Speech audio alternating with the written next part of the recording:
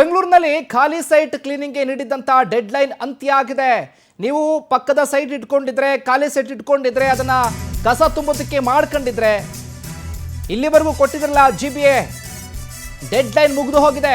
ಖಾಲಿ ನಿವೇಶನ ಕ್ಲೀನ್ ಮಾಡದ ಮಾಲೀಕರ ವಿರುದ್ಧ ಕ್ರಮಕ್ಕೆ ಸಜ್ಜಾಗಿದೆ. ಈಗ GBA ಡೆಡ್ ಲೈನ್ ಮುಗಿದ್ರೂ ಕೂಡ ಕ್ಲೀನ್ ಆಗದಿರುವ ಖಾಲಿ ಸೈಟ್ಗಳು, ಖಾಲಿ ಸೈಟ್ ಸ್ವಚ್ಛತೆಗೆ GBAಗೆ ಸಚಿವ ಕೃಷ್ಣ ಭೈರೇಗೌಡರು ಸೂಚನೆ ಕೊಟ್ಟಿದ್ದಾರೆ. ಖಾಲಿ ನಿವೇಶನ ಮಾಲೀಕರಿಗೆ ನೋಟಿಸ್ ಅನ್ನು ಅಂಟಿಸೋದಕ್ಕೆ ಸೂಚನೆ ಕೊಟ್ಟಿದ್ದಾರೆ. 20% ನಿವೇಶನ ಮಾಲೀಕರಿಂದ ಮಾತ್ರ ಸ್ವಚ್ಛತಾ ಕಾರ್ಯ ಆಗಿದೆ. ಖಾಲಿ ನಿವೇಶನಗಳನ್ನು ಗುರುತು ಮಾಡಿದ್ದಾರೆ ಕಂದಾಯ ಅಧಿಕಾರಿಗಳು. ನಿವೇಶನಗಳ ಸ್ವಚ್ಛತೆಗೆ JCB, ಟಿಪ್ಪರ್, ಟ್ರ್ಯಾಕ್ಟರ್ಗಳ ಸಿದ್ಧತೆ ಮಾಡಿಕೊಳ್ಳಲಾಗಿದೆ. ಸ್ವಚ್ಛತಾ ವೆಚ್ಚವನ್ನ ಆಸ್ತಿ ತೆರಿಗೆ ರೂಪದಲ್ಲೇ ನಿಮ್ಮ ಹತ್ರನೇ ಕೂಡ ವಸೂಲಿ ಮಾಡಲಾಗುತ್ತೆ. ಸ್ವಚ್ಛತಾ ಕಾರ್ಯ ಮಾಡೋದಕ್ಕೆ ಈಗಾಗಲೇ ರೆಡಿ ಆಗಿದ್ದಾರೆ. ಜಿಯೋ ಲೊಕೇಶನ್ ಸಹಿತ ವಿಡಿಯೋವನ್ನು ದಾಖಲಿಸುವಂತೆ ಈಗಾಗಲೇ ಸೂಚನೆ ಕೊಡಲಾಗಿದೆ. ಬೆಂಗಳೂರಿನಲ್ಲಿರುವಂತಹ ಖಾಲಿ ಸೈಟ್ಗಳನ್ನು ಕಸ ಹಾಕೋದಕ್ಕೆ ಏನಾದರೂ ಕೂಡ ಮಡಿಕೊಂಡಿದ್ರೆ ನೀವು, ಅಂಥವರ ವಿರುದ್ಧ GBA ಅಧಿಕಾರಿಗಳಿಗೆ ಸಮರ ಸಾರೋದಕ್ಕೆ ಮುಂದಾಗ್ತಾ ಇದ್ದಾರೆ. ಇಷ್ಟು ದಿನಗಳ ಕಾಲ ಗಡುವನ್ನು ಕೊಟ್ಟಿದ್ರು, ನಿಮ್ಮ ನಿವೇಶನಗಳನ್ನು ನೀವೇ ಕ್ಲೀನ್ ಮಾಡ್ಕೊಳ್ಳಿ ಅಂತ. ಮಾಡಿಲ್ವಾ? GBA ಅಧಿಕಾರಿಗಳೇ ಮಾಡ್ತಾರೆ. ಇದೇ ಗುರುವಾರದಿಂದ ಖಾಲಿ ನಿವೇಶನಗಳ ಸ್ವಚ್ಛತಾ ಕಾರ್ಯ ಆಗುತ್ತೆ. ಮುಂದಿನ ಸೋಮವಾರದಿಂದ ಕಾರ್ಯಾಚರಣೆ ಮತ್ತಷ್ಟು ಚುರುಕಾಗುತ್ತೆ.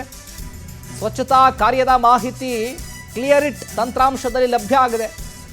ಸ್ವಚ್ಛಗೊಳಿಸೋದಕ್ಕೆ ಖಾಲಿ ನಿವೇಶನಗಳ ಬಗ್ಗೆ ದೂರು ನೀಡೋದಕ್ಕೂ ಕೂಡ ಅವಕಾಶ ಇದೆ. ರಸ್ತೆ ಬದಿ ತ್ಯಾಜ್ಯ ವಿಲೇವಾರಿಗೆ ಅವಕಾಶ ಇಲ್ಲ ಅಂತ ಸಚಿವರು ಹೇಳಿಕೆಯನ್ನು ಕೊಟ್ಟಿದ್ರಲ್ಲ, ಅಧಿಕೃತ ಸ್ಥಳಗಳಲ್ಲೇ ತ್ಯಾಜ್ಯ ವಿಲೇವಾರಿ ಖಚಿತಪಡಿಸೋದಕ್ಕೆ ಸೂಚನೆ ಕೊಟ್ಟಿದ್ದಾರೆ. ಖಾಲಿ ನಿವೇಶನಗಳ ಸ್ವಚ್ಛತೆಗೆ ಕೃಷ್ಣ ಭೈರೇಗೌಡರು ಖಡಕ್ ಸೂಚನೆ ಕೊಟ್ಟಿದ್ದಾರೆ. ಈಗ ಇದೇ ಗುರುವಾರದಿಂದ ಖಾಲಿ ನಿವೇಶನಗಳ ಸ್ವಚ್ಛತಾ ಕಾರ್ಯ ಆರಂಭ ಆಗುತ್ತೆ. ನಿಮ್ಮ ಸೈಟ್ಗಳು ನಿವೇಶನಗಳನ್ನ ಖಾಲಿ ಬಿಟ್ಟಿದ್ರೆ, ಅದನ್ನು ಕ್ಲೀನ್ ಮಾಡಿಲ್ಲ ಅಂತ ಅಂದರೆ GBA ಅಧಿಕಾರಿಗಳೇ ಅದನ್ನು ಎಲ್ಲ ಕ್ಲೀನ್ ವ್ಯವಸ್ಥೆಯನ್ನು ಮಾಡ್ಕೊಳ್ತಾರೆ. ಅದಕ್ಕೆ ಭರಿಸುವಂಥ ವೆಚ್ಚವನ್ನು ನಿಮ್ಮಿಂದಲೇ ವಸೂಲಿ ಮಾಡಲಾಗುತ್ತೆ. ನೀವೇ ಎಚ್ಚೆತ್ಕೊಂಡು ಕ್ಲೀನ್ ಮಾಡಿದ್ರೆ ಓಕೆ, ಇಲ್ಲ ಅಂದರೆ GBA ಅಧಿಕಾರಿಗಳು ದುಪ್ಪಟ್ಟು ಹಣವನ್ನು ಕೊಡಬೇಕಾಗುತ್ತೆ. ನೀವು ಟ್ಯಾಕ್ಸನ್ನು ಪೇ ಮಾಡ್ತಿರಲ್ಲ, ಅದರ ಜೊತೆಗೆ ಇದನ್ನು ಕೂಡ ಸೇರಿಸಲಾಗುತ್ತೆ. ಇದ್ರ ಜೊತೆಗೆ ಎಲ್ಲೆಲ್ಲಿ ನಿವೇಶನಗಳಲ್ಲಿ ಕಸ ಹಾಕಲಾಗ್ತಾ ಇದೆ, ಸ್ವಚ್ಛತೆ ಇಲ್ಲ ಅನ್ನೋದ್ರ ಬಗ್ಗೆ ನಿಮ್ಗೆ ಅರಿವಿದ್ರೆ ಅದನ್ನು ಕೂಡ ನೀವು ಫೋಟೋವನ್ನು ತೆಗೆದು ಹಾಕುವಂಥ ಕೆಲಸವನ್ನು ಕೂಡ ಮಾಡಬಹುದಾಗಿದೆ.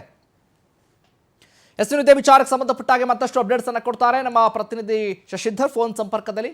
ಶಶಿಧರ್, ನೋಡ್ತಾ ಇದ್ದೀವಿ ಈಗಾಗಲೇ ಕೂಡ ಕೃಷ್ಣ ಭೈರೇಗೌಡರು ಹೇಳಿದಂತೆ ನಿವೇಶನದಲ್ಲಿ ಸ್ವಚ್ಛತೆ ಇಲ್ಲ ಅಂತ ಅಂದರೆ ಕ್ಲೀನ್ ಮಾಡಬೇಕು ಅಂತ ಖಡಕ್ ಎಚ್ಚರಿಕೆ ಕೊಟ್ಟಿದ್ರು. ಕ್ಲೀನ್ ಮಾಡಿಲ್ಲ ಅಂದರೆ ನಾವೇ ಕ್ಲೀನ್ ಮಾಡ್ತೀವಿ, ಆ ವೆಚ್ಚವನ್ನು ಭರಿಸಬೇಕು ಅಂತ. ಅದಕ್ಕೆ ಈಗ ಡೆಡ್ಲೈನ್ ಅಂತ್ಯ ಆಗಿದೆ. ಇನ್ನು ಮುಂದೆ ಅಧಿಕಾರಿಗಳೇ ಸರ್ವಸನ್ನದ್ಧರಾಗಿ ಕ್ಲೀನ್ ಮಾಡೋದಕ್ಕೆ ಮುಂದಾಗ್ತಾರಾ ಅನ್ನುವಂಥ ಪ್ರಶ್ನೆ. ಈ ವಿಚಾರವಾಗಿ ಅಪ್ಡೇಟ್ಸ್ ಕೊಡೋದಾದ್ರೆ, ನಮ್ಮ ದೇಶದಲ್ಲಿ ಸುಮಾರು 40ಕ್ಕೂ ಹೆಚ್ಚು ನಗರ ಪ್ರದೇಶಗಳಿದೆ. ಆದ್ರೆ ಅದೇ ವಿಚಾರಕ್ಕಾಗಿ ಯಾವ್ಯಾವ ನಗರ ಯಾವ ಮಟ್ಟದಲ್ಲಿ ಸ್ವಚ್ಛತೆ ಇದೆ, ಯಾವ ರೀತಿಯಾಗಿ ಅಲ್ಲಿ ವಾಸ ಮಾಡೋದಕ್ಕೆ ಯೋಗ್ಯವಾಗಿದೆ ಅಂತ ಹೇಳ್ಬಿಟ್ಟು ಪ್ರತಿ ವರ್ಷ ಕೂಡ ಕೇಂದ್ರ ಸರ್ಕಾರ ಕ್ಲೀನ್ ಸಿಟಿ ಅಂತ ಹೇಳ್ಬಿಟ್ಟು ಒಂದು ಪಟ್ಟಿಯನ್ನ ಬಿಡುಗಡೆ ಮಾಡುತ್ತೆ. ಆದ್ರೆ ಬೆಂಗಳೂರು, BBMP, GBA, ಅದಕ್ಕಿಂತ ಮುಂಚೆ ಕಾರ್ಪೊರೇಷನ್, BAP ಯಾವ್ದಾಗ್ಲಿಂದಲೂ ಕೂಡ ಇದುವರೆಗೂ ಕೂಡ ಟಾಪ್ 10 ಲಿಸ್ಟ್ ಅಲ್ಲೂ ಕೂಡ ಬೆಂಗಳೂರು ಬಂದೇ ಇಲ್ಲ. ಇದೇ ಕಾರಣಕ್ಕಾಗಿ ಏನಾದ್ರೂ ಮಾಡಿ ಕ್ಲೀನ್ ಸಿಟಿ ಪಟ್ಟಿಯಲ್ಲಿ ನಮ್ದು ಕೂಡ ಏನಾದ್ರೂ ಮಾಡಿ ಹೆಸರನ್ನ ಸೇರಿಸೋಣ ಅಂತ ಹೇಳ್ಬಿಟ್ಟು ಕೃಷ್ಣ ಬೈರೇಗೌಡರು ಬೆಂಗಳೂರಿನ ಬಗ್ಗೆ ಏನ್ ಯಾವಾಗ ಉಸ್ತುವಾರಿ ಅಂತ ಹೇಳ್ಕೊಂಡ್ರು ವಿಶೇಷ ಕಾಳಜಿಯನ್ನ ವಹಿಸಿ ಕ್ಲೀನ್ ಸಿಟಿ ಅಭಿಯಾನನ ಮಾಡೋದಕ್ಕೆ ಎಲ್ಲಾ ಕಡೆ ಹಂತವಾಗಿ ಅವರು ಒಂದ್ ರೀತಿಯಾಗಿ ಪ್ರಯತ್ನಗಳು ಕೂಡ ಮಾಡ್ತಿದ್ರೆ. ಈ ಒಂದು ಪ್ರಯತ್ನದ ಏನಂತಂದ್ರೆ ಏನ್ ಕಸ ಮುಕ್ತ ನಗರವನ್ನಾಗಿ ಮಾಡಿ ಎಲ್ಲೆಲ್ಲಿ ಖಾಲಿ ಸೈಟ್ ಇರ್ತೋ ಎಲ್ಲಾ ಕಡೆನೂ ಕೂಡ ಕಾಮನ್ ಆಗಿ ಎಲ್ಲರೂ ಕೂಡ ಬೈಕಲ್ಲೋ ಆಟೋದಲ್ಲೋ ಬರ್ತಾರೆ, ಒಂದಷ್ಟು ಜನ ಕಸವನ್ನ ಬಿಸಾಕಿ ಎಲ್ಲಂದ್ರಲ್ಲ ಹೋಗ್ತಿರ್ತಾರೆ. ಆದ್ರೆ ಆ ಕಸ ಎಸೆಯೋರ್ನು ಕೂಡ ಯಾರು ಮಾನಿಟರ್ ಮಾಡ್ತಾ ಇಲ್ಲ, ಆ ಒಂದು ಸೈಟ್ ಕೂಡ ಯಾರು ಕೂಡ ಮಾನಿಟರ್ ಮಾಡ್ತಾ ಇಲ್ಲ. ಇದರಿಂದಾಗಿ ನಗರದ ಸೌಂದರ್ಯ ಜೊತೆ ಸ್ವಚ್ಛತೆ ಕೂಡ ಹಾಳಾಗ್ತದೆ. ಈ ಕಾರಣದಿಂದಾಗಿ ಒಂದಷ್ಟು ದಿನಗಳ ಕಾಲ ಗಡುವನ್ನ ಕೊಟ್ಟು ಎಲ್ಲವನ್ನು ಕೂಡ ಕ್ಲೀನ್ ಮಾಡ್ಕೊಳ್ಬೇಕು. ಖಾಲಿ ಸೈಟ್ ಬಿಡಬೇಡಿ, ನೀವು ಕಾಂಪೌಂಡ್ ಹಾಕೊಂಡು ಸ್ವಚ್ಛತೆಯನ್ನ ಕಾಪಾಡಿ. ಇದರಿಂದ ಬೇರೆಯವ್ರು ಕೂಡ ಕಸ ಹಾಕೋದಕ್ಕಾಗೋದಿಲ್ಲ, ನಿಮ್ ಸೈಟ್ ಕೂಡ ಕ್ಲೀನ್ ಆಗಿರುತ್ತೆ ಅಂತ ಹೇಳ್ಬಿಟ್ಟು ಏನು GBA ಕಡೆಯಿಂದ ಒಂದು ನೋಟಿಸ್ ಅನ್ನು ಕೂಡ ಕೊಡಲಾಗಿತ್ತು. ಆದ್ರೆ ಇದುವರೆಗೂ ಕೂಡ ಒಂದಷ್ಟು ಜನ ಮಾಲೀಕರು ಸ್ವಯಂ ಪ್ರೇರಿತ ಕಾರ್ಯನಿರತರಾಗಿ ಒಂದಷ್ಟು ಜನ ಎಲ್ಲರೂ ಕೂಡ ಆ ಕಸವನ್ನ ತೆರವನ್ನ ಮಾಡಿದ್ದಾರೆ. ಒಂದಷ್ಟು ಜನ ತೆರವು ಮಾಡಿಲ್ಲ. ಇದರಿಂದಾಗಿ ಇನ್ನು ಮೇಲೆ ಏನಾದ್ರೂ ಖಾಲಿ ಸೈಟ್ ನಲ್ಲಾಗಿರ್ಬೋದು ಇಲ್ಲ ರಸ್ತೆ ಬದಿಯಲ್ಲಾಗಿರ್ಬೋದು ಕಸವೇನನ್ನ ಹಾಕಿದ್ರೆ ಅವರಿಗೆ ಕಡ್ಡಾಯವಾಗಿ ದಂಡ ಹಾಕೋದಕ್ಕೆ ಜಿಬಿಎ ತಯಾರಿಯನ್ನು ಕೂಡ ಮಾಡಿಕೊಳ್ಳಲಾಗಿದೆ.